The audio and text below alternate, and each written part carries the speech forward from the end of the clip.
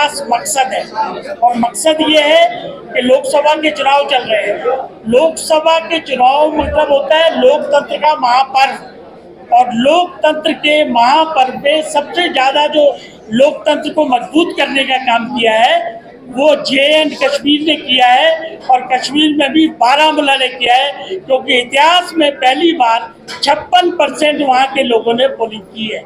ये लोकतंत्र के लिए हमारे लिए बहुत गर्व की बात है, और उन पर तमाचा है जो अलगाववादी होते थे या जो आतंकवाद की बात करते थे, और 370 का हटाना मोदी जी का बिल्कुल सही साबित हुआ है, ये भी पूरी तरीके से तय हो। एक तो ये बात है। दूसरा ये है कि लोकसभा के चुनाव में जो हम लोगों को फीडबैक आ रही है उसके हिसाब से मोदी जी ने जो 400 पार का नारा रखा था वो नारा 2 जून को पूरी तरीके से कामयाब होने जा रहा है। मतलब ये हुआ कि एनडीए 400 से ज्यादा सीटें जीतने जा रही है, नंबर 1। और नरेंद्र मोदी जी तीसरी बार 4 या 7 तारीख को देश के प्रधानमंत्री की शपथ लेने जा रहे हैं। यह भी देश की जनता को इसके लिए बधाई के पात्र हैं। और ये जब मैं बात कहता हूँ तो ऐसे ही नहीं कहता हूँ। 10 साल में जो इस सरकार ने काम किए, जो देश का माथा ऊंचा किया, जो देश का गौरव ऊंचा किया, पूरे विश्व में ऊंचा किया।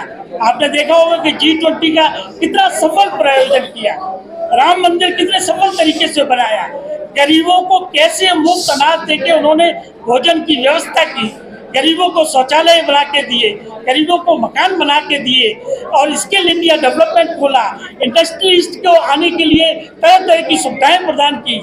और मुझे ये बताते ही खुशी है कि जम्मू एंड कश्मीर में भी डेवलपमेंट हो रहा है।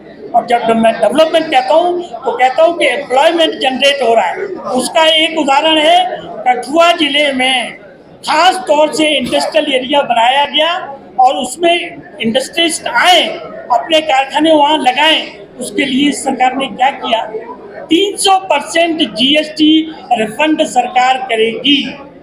अगर कोई कारखाने वाला 1 लाख रुपए की सेल करेगा तो उसको 300% पैसा सरकार देगी। तो वो एरिया अब डेवलप होने जा रहा है। हम सरकार से अनुरोध करेंगे कि इस तरह के कारखानों की स्कीम जम्मू में भी लगे, श्रीनगर में भी लगे, जिससे पूरे देश के इंडस्ट्रीज हमारे पास आए और ये राज्य हमारा फले फूले।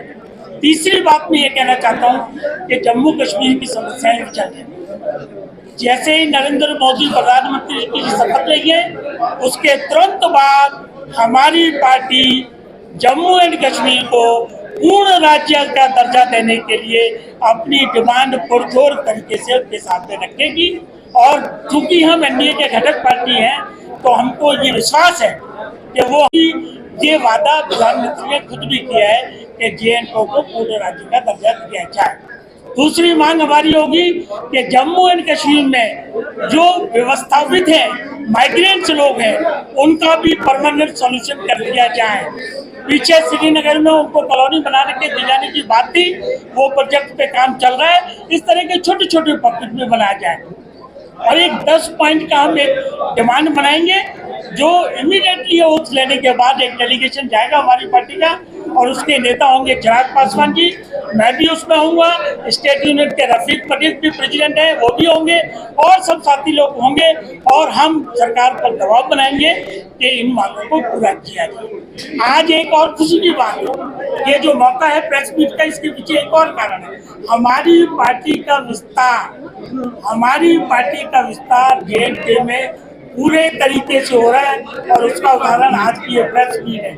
आज हमारी पार्टी में 100 लोग अपनी स्वेच्छा से, अपनी मर्जी से, हमारी नीतियों से प्रभावित होके, हमारे स्टेट यूनिट से प्रभावित होके वो पार्टी ज्वाइन कर रहे हैं। और उसका श्रेय में जाता है हमारे मित्र हैं भानु प्रताप सिंह। भानु प्रताप जी भी पार्टी ज्वाइन कर रहे हैं, ये कठुआ से बिलोंग करते हैं। इनकी मेहनत की वजह से बाकी लोग भी जुड़ रहे हैं। कश्मीर से भी 30-35 लोग आए हैं, वो भी हमारी पार्टी को ज्वाइन कर रहे हैं। और आप ये मान के चलिए कि जब भी विधानसभा चुनाव होंगे हमारी पार्टी नंबर 1 पे चुनाव लड़ेगी, बीजेपी के साथ मिलकर लगेगी। अभी भी हम एनडीए का हिस्सा हैं, अभी हमको बिहार में 5 सीटें मिली हैं, वो 5 की 5 सीटें हम जीतने जा रहे हैं और बिहार में 40 की 40 सीटें जीतने जा रहे हैं और पूरे देश में 400 से ज्यादा सीटें जीतने जा रहे हैं। ये हमारा वादा जो किया गया था वो पूरा होने जा रहा है। 2 तारीख को आप उसको देखेंगे। अब हम 10 मिनट के लिए ज्वाइनिंग प्रोसेस करेंगे। आप तो थोड़ा क्लियर करें। आज का मुख्य उद्देश्य आपका ज्वाइनिंग का था। चुनाव चल रहा है, उसके बारे में भी हमको ब्रीफिंग देनी है। हमको ये बताना है कि प्रधानमंत्री कब शपथ ले रहे हैं, हमको ये बताना है कि 400 से पार जा रहे हैं। और उसके साथ साथ क्योंकि मैं दिल्ली से चल के आया हूँ, तो हमने कहा कि 2 लोग ज्वाइन करना चाहते हैं, वो ज्वाइन करें।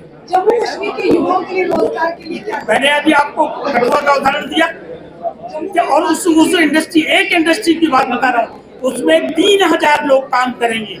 एक इंडस्ट्री जो है सरिया बनाने की, जिसकी मुझे पर्सनल जानकारी है, कितने कनाल, 150 कनाल लैंड पे वो इंडस्ट्री लगेगी। 3000 लोग उसमें काम करेंगे और टोटल प्रोजेक्ट 700 करोड़ का प्रोजेक्ट है। तो इस तरह की उस इंडस्ट्रियल एरिया में कम से कम 20 इंडस्ट्री पे काम चल रहा है। अगर यही स्कीम जम्मू में लागू होगी, श्रीनगर में लागू होगी, तो एम्प्लॉयमेंट जनरेट होगा।